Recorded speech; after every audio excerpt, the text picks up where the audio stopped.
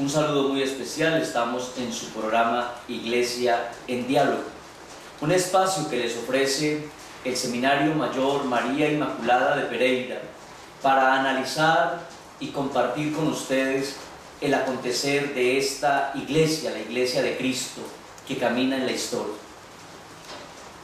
Días atrás ocurrió en la ciudad de Roma un momento eclesial importantísimo, el Sínodo de la Familia.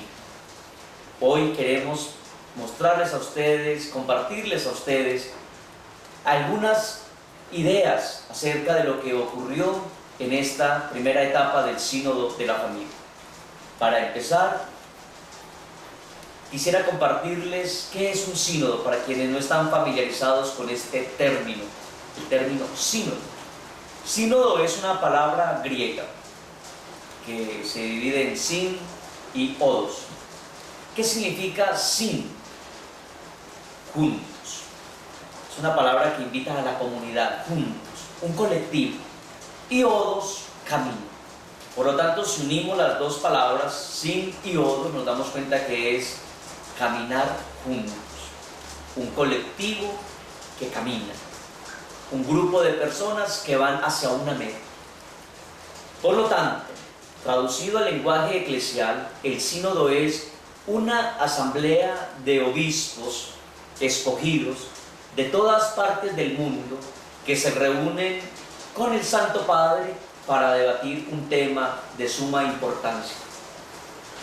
El sínodo tiene una finalidad: fortalecer la unión entre el Papa y los obispos del mundo. Sabemos bien que el Papa, junto a los obispos del mundo, hacen magisterio. De allí sale la enseñanza de la Iglesia. Estos obispos, cuando se reúnen con el Papa, fomentan o ayudan al Papa con sus consejos, con su parecer acerca del tema el cual van a tratar. Estudian cuestiones que se refieren a la acción de la Iglesia en el mundo. Por eso los temas que habla un sínodo, que se hablan en un sínodo, son temas que tienen suma importancia en el mundo, la Iglesia que camina en el mundo.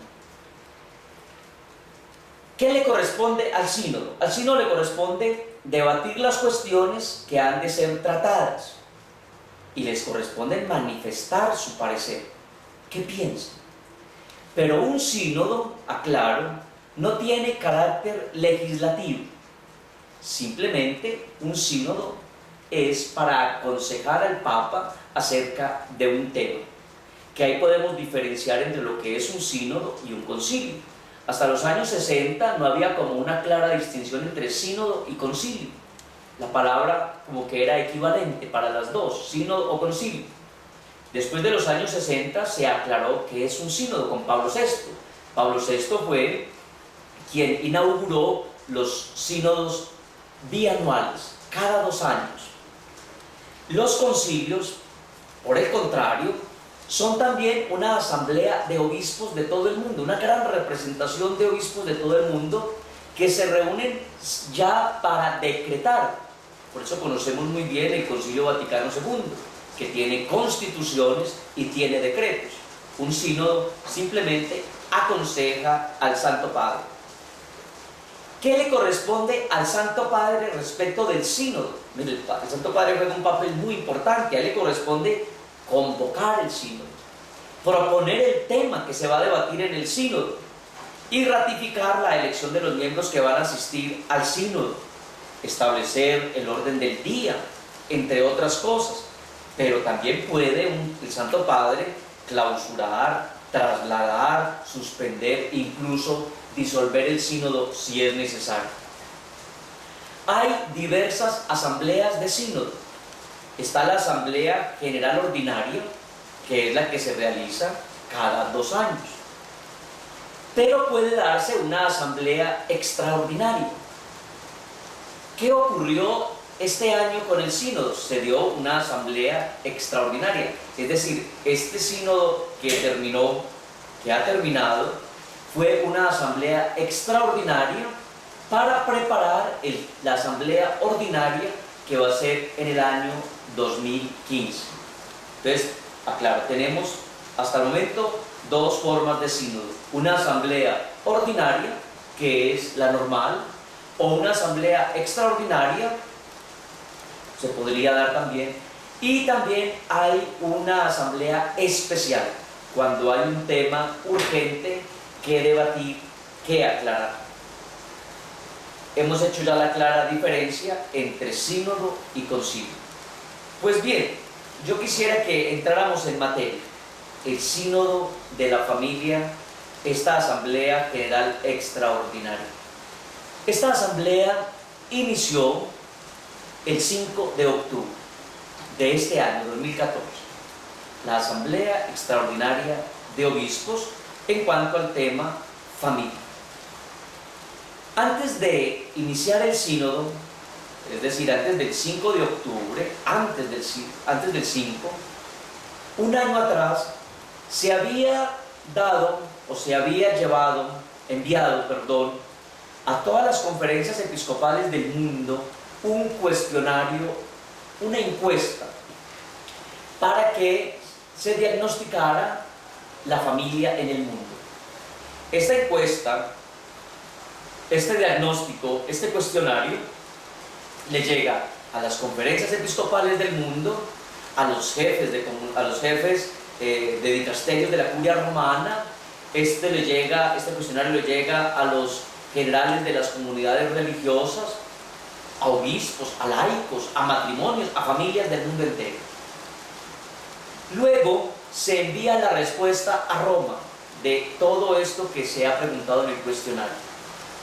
Cuando llega todo este resultado a Roma, nace un primer documento que se llama Lineamenta, como la conclusión, la tabulación de información, el banco de datos de lo que se ha recogido de todo el mundo.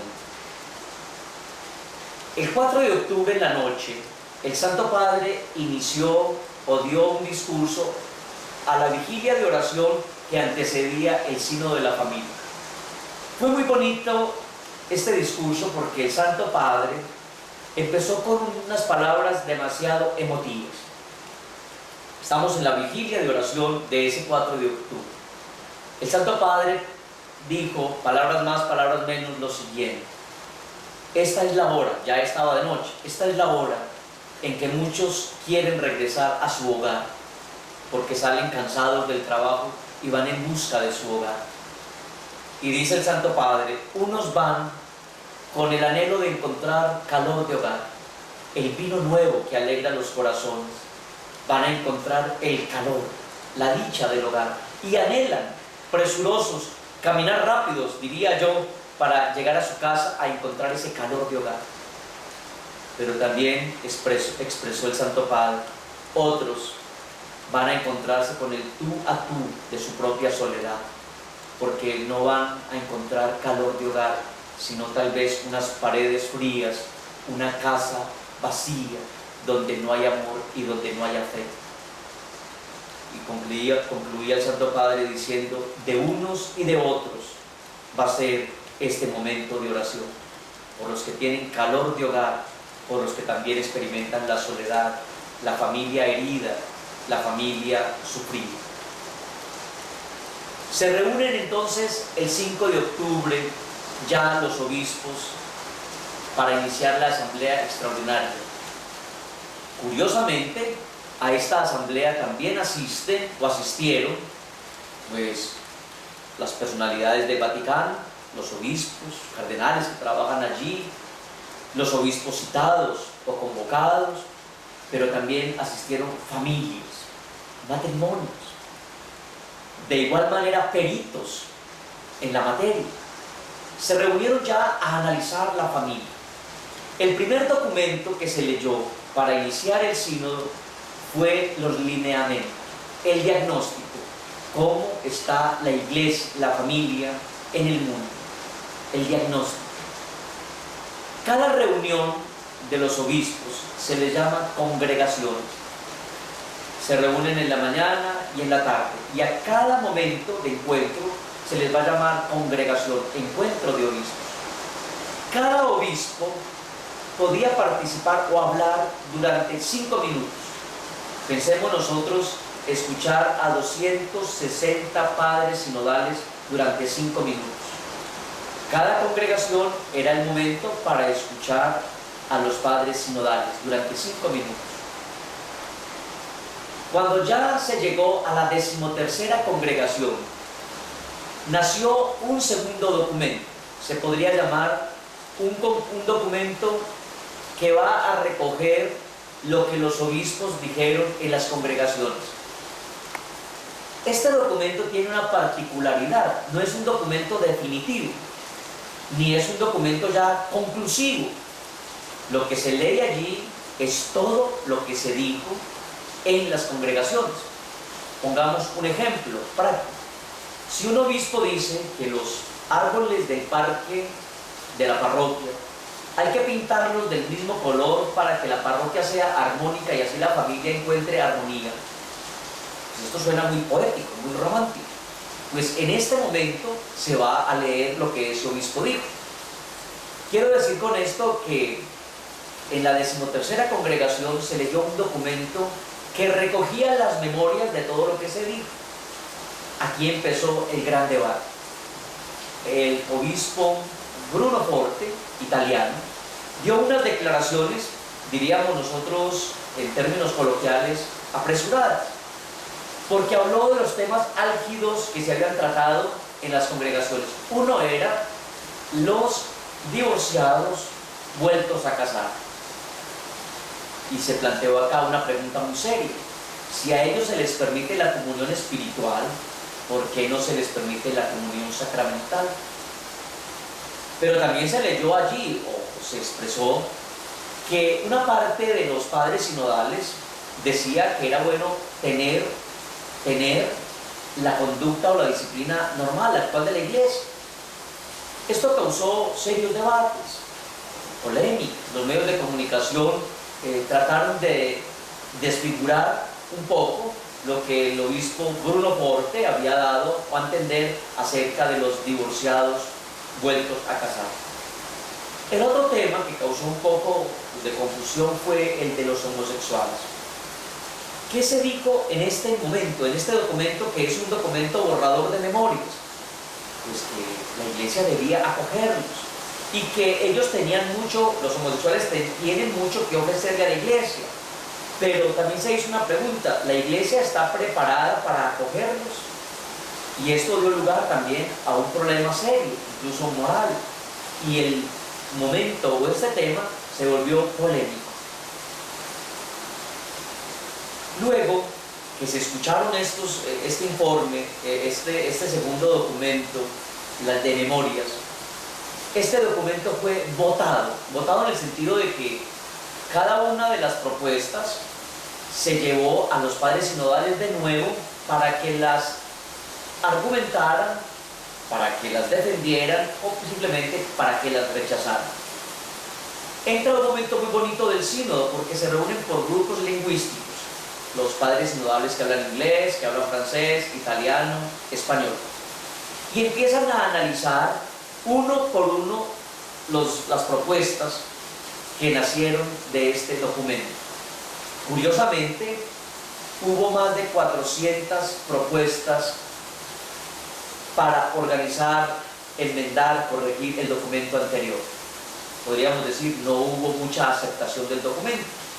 Y se empezó entonces a estructurar definitivamente el documento. Y cada propuesta se empezó a votar.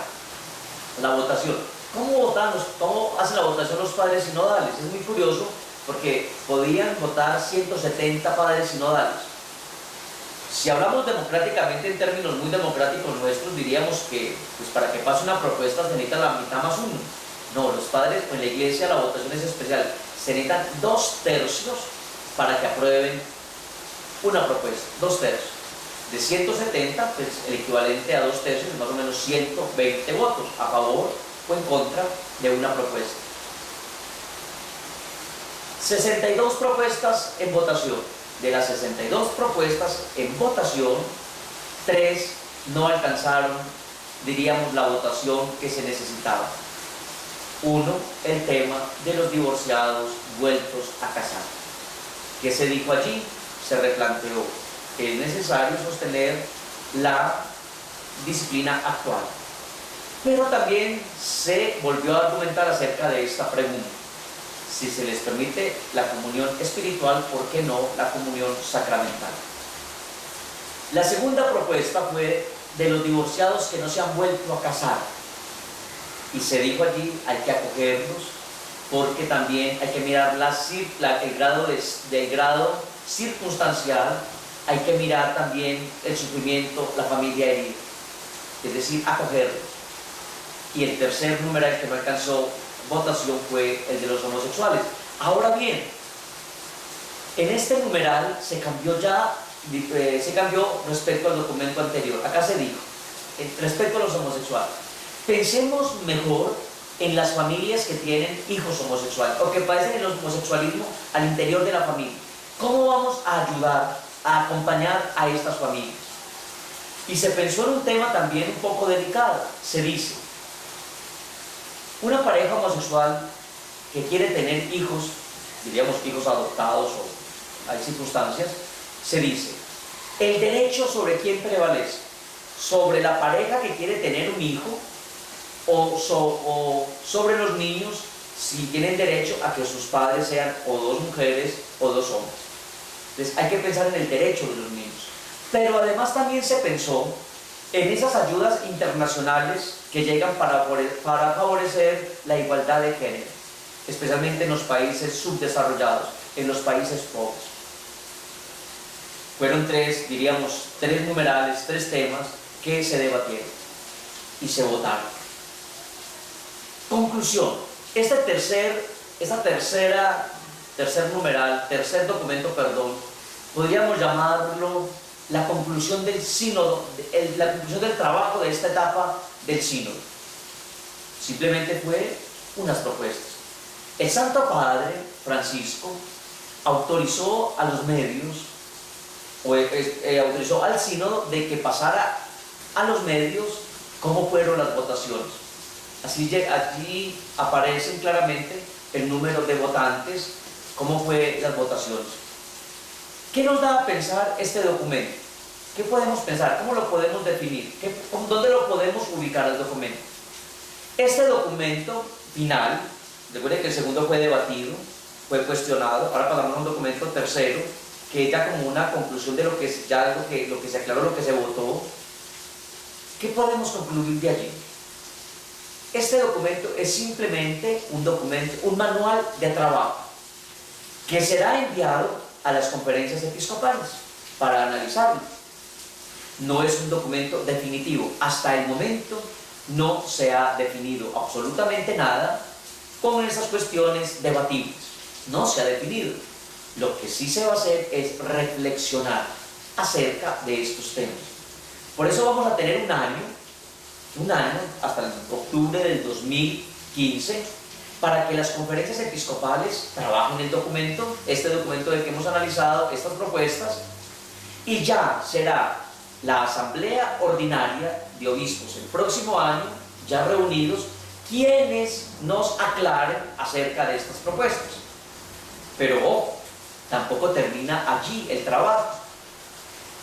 Necesitaremos, confiaremos y esperaremos con mucha alegría, con mucho amor, la exhortación apostólica que va a nacer de esta Asamblea Ordinaria de Obispos y que seguramente le va a tocar y que va a ser el Santo Padre Francisco, con la ayuda de Dios.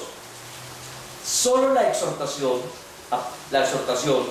que nazca de este sínodo nos dará las claves, las directrices de lo que el Santo Padre, la Iglesia, piensa respecto a la familia. ¿Qué podríamos rescatar hasta ahora acerca de esta primera Asamblea Extraordinaria de Obispos acerca de la familia? La familia es el corazón de la Iglesia. La Iglesia necesita que la familia sea misionera. Hay familias realmente que son misioneras por naturaleza. Es en la familia donde nos hacemos cristianos. Pero también reconoce este documento que hay familias heridas, hay familias enfermas que debemos acompañar y ayudar. Se recalcó mucho acerca también de cómo preparar los jóvenes matrimonios, cómo prepararlos. y cómo acompañarlos después del matrimonio, la pastoral familiar. Fueron temas muy bellos los que se debatieron en el sínodo, en estas propuestas. Pero vuelvo y repito, no hay nada definitivo, hasta ahora no hay ningún decreto, hasta ahora no podemos decir esto es lo que se debatió. Tristemente, algunas personas no han entendido muy bien acerca de esta realidad del sínodo, de estos temas debatibles, incluso están confundidos, entre ellos mismos católicos confundidos. No nos dejemos confundir, es la acción del Espíritu la que guía a la Iglesia. Es el Espíritu de Dios quien habla a través de los padres sinodales, del Santo Padre. No desesperemos, confiemos en el magisterio de la Iglesia. Y yo quisiera decirles, la Iglesia camina en la historia, la Iglesia camina en el tiempo, la Iglesia debe escuchar los gozos y las penas, y nosotros debemos estar abiertos a esta acción de la Iglesia en el mundo. Oremos para que esta asamblea ordinaria que será en el 2015 dé los frutos que se esperan, y confiemos también en esa enseñanza magisterial que va a ser del puño y letra del Santo Padre Francisco. La Iglesia camina en el mundo y nosotros somos Iglesia. Hasta pronto.